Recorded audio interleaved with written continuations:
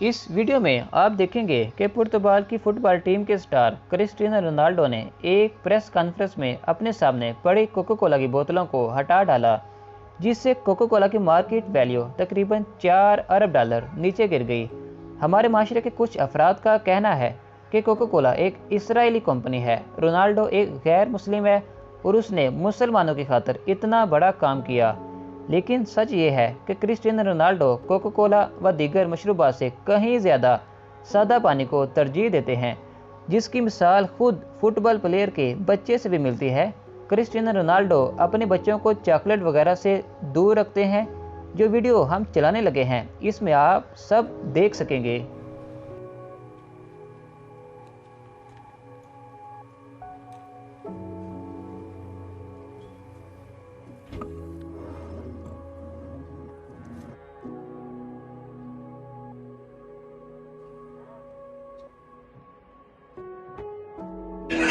No, chocolate no.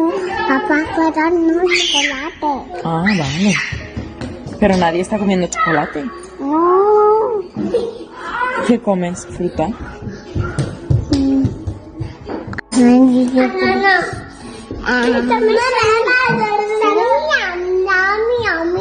Toma amor, sandía, Eva.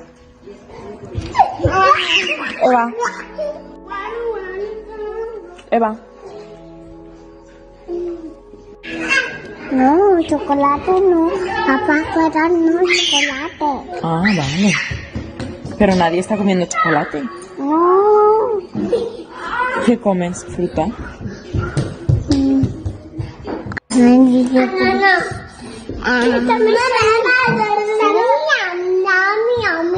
Toma amor, sandía, Eva.